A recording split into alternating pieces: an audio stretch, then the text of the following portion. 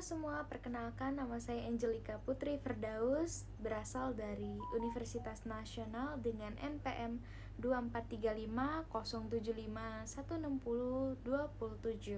Saya ingin membuat tugas pertama dari mata kuliah isu kontemporer bagian Afrika dan Timur Tengah. Jadi saya kedapatan untuk mereview konflik di daerah Israel dengan Palestina yang sedang berkonflik dari karyanya atau sudut pandangnya Burak El-Mali, dengan mereview lalu menganalisa dalam konsep atau teori hubungan internasional. Jadi yang saya dapatkan di sini ada berbagai macam dengan teori HI tersebut, kayak liberal, terus konstruksivisme gitu kan, terus idealisme dan lain-lain. Jadi Burak El-Mali sendiri menekankan bahwa konflik Israel dan Palestina ini bukan ledakan mendadak, namun berakar dari sejarah panjang yang udah dari lama, guys. Nah, jadi ada struktur penjajahan, pemindahan penduduk, dominasi militer Israel, serta implikasi regional yang lebih luas lagi, seperti aktor, terus daerah lautnya atau teluknya, kekuatan besar, dan aspek geopolitik. Ia mengajak pembaca untuk melihat dimensi temporal atau masa lalu sampai ke masa kini, atau sebaliknya, atau ke menuju masa depan. Nah, dan memperhatikan bahwa jawaban ini tertanam dari kemarin atau sebelum-sebelumnya. Yang menjawab adalah seperti mengapa Israel itu dan Palestina sudah berkonflik dari lama, namun baru mencapai puncaknya itu hari ini pada zaman sekarang. Nah, El-Mali sendiri juga menepis narasi sederhana yang hanya melihat konflik ini sebagai sekedar soal agama atau antar berbangsa kayak Muslim dan Yahudi, terus menekankan aspek struktural dan relasi kekuasaan antar negara. Nah, pemakaian teori hubungan internasional seperti ada yang akan saya bahas itu dengan konsep realisme, liberalisme, terus ada konstruksivisme, terus kekuatannya dari karya El-Mali sendiri, lalu catatan kritis atau keterbatasannya, lalu implikasinya dalam studi HI. Jadi kalau dalam realisme sendiri menekankan bahwa negara adalah aktor terpenting, fokus pada kepentingan nasional, kekuatan militer, dan keamanan. Nah, El-Mali sendiri ini memang menyoroti bahwa Israel sebagai negara menggunakan kekuatan militer, pemukiman, dan kontrol wilayah terhadap Palestina, yang menunjukkan aspek kekuatan dan keamanan. Namun, El-Mali lebih menekankan aspek kolonial dan struktur historis daripada sekedar persaingan antar negara. Ini berarti analisisnya tidak hanya terbatas pada realisme murni. Lalu dengan konsep liberalisme, nah, menekankan institusi internasional, kerjasama, hak asasi manusia, dan norma global. Nah, El-Mali mengutip bahwa resolusi PBB, hak Palestina, dan integrasi ekonomi politik mereka adalah bagian dari solusi ini sesuai dengan perspektif liberal. Nah, namun ia juga cukup skeptis terhadap cara institusi internasional selama ini gagal mewujudkan keadilan. Ia menunjukkan bahwa tanpa reformasi dan mekanisme yang nyata, kerangka liberalisme dapat terasa terhambat. Lalu, secara teori kritis atau postkolonial, ini menjadi keahlian utama si El-Mali tersebut, karena ia menggunakan pendekatan kritis ini dengan menyoroti berbagai aspek seperti kolonialisme, struktur kekuatan yang tidak adil, penghapusan sejarah Palestina, serta narasi budaya yang mendominasi.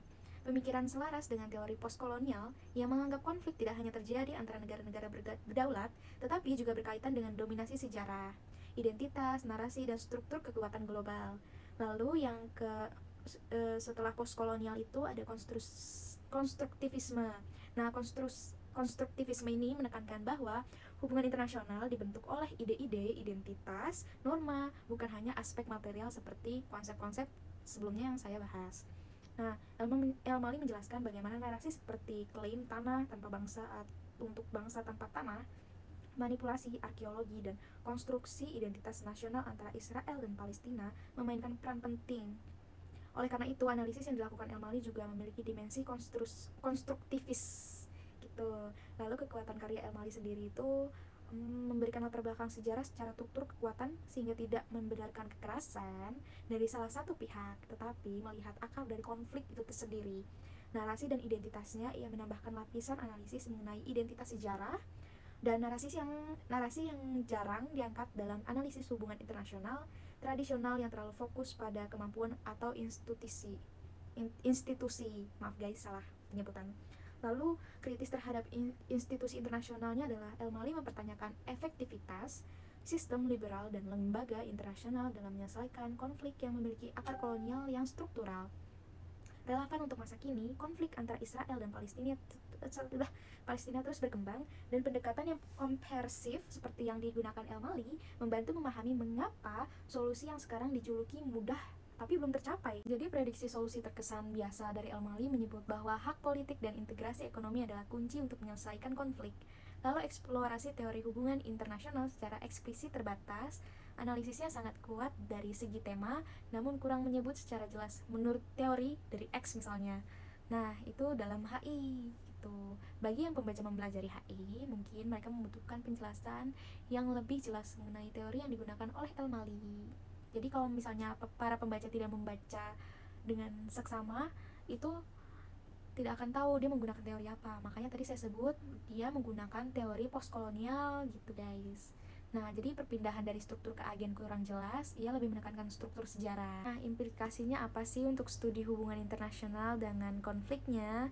Jadi karya El-Mali menunjukkan bahwa konflik yang tampak antara dua negara, Israel dan Palestina ini, konflik yang tampak seperti antara Israel dan Palestina justru sangat dipengaruhi oleh struktur, sejarah, narasi, dan identitas. Artinya studi HI harus lebih serius memasukkan perspektif postkolonial dan konstruktivis.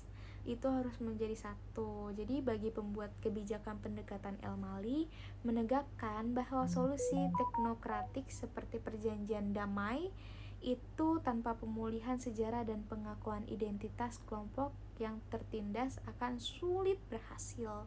Jadi bagi penelitian HI ini membuat ruang untuk menggabungkan pendekatan multidimensi atau kekuatan realisme, institusi liberal, narasi dan identitas, konstruktivis atau postkolonial seperti konsep hybrid. Nah, dalam studi konflik, jadi rekomendasi untuk pengembangan lebih lanjutnya itu bisa menggunakan kerangka teori HI secara eksplisitnya, misal memilih analisis seperti keamanan manusia, postcolonial governance, norm diffusion untuk memperdalam lagi. Bukan seperti yang punyanya si El-Mali ini, karena si punya El-Mali ini kita yang benar-benar harus baca, kita yang harus meneliti si El-Mali ini menggunakan teori apa sih untuk mengkaji karyanya dia sendiri gitu. Nah, jika kita tidak membaca, bahkan itu kita tidak tahu sendiri dia menggunakan teori apa, karena tidak di judulnya itu tidak menggunakan teori yang dia pakai gitu. Karena sebenarnya sih kita bisa masukin ke semuanya teorinya itu ya, cuman kitanya mau baca atau aja enggaknya gitu. Jadi kesimpulannya ini menghadirkan bacaan yang berguna untuk memahami konflik antara Israel dan Palestina melalui lensa yang lebih kaya dari sekedar dua negara berperang, tapi berhasil masukin dimensi historis, naratif, identitas, dan struktur kekuasaan, memberi kontribusi penting untuk studi internasional. Oke, baik, sudah selesai. Jadi itu adalah pemahaman saya tentang mereview secara teori HI dalam mereview jurnalnya si Burak El-Mali tersebut. Jadi untuk kalian-kalian ini jangan malas untuk membaca, karena jika tidak dilihat seperti tadi, kita tidak tahu dia melihatnya dengan lensa seperti apa, dengan teori apa. Sekian, terima kasih. Have a nice day. Thank you.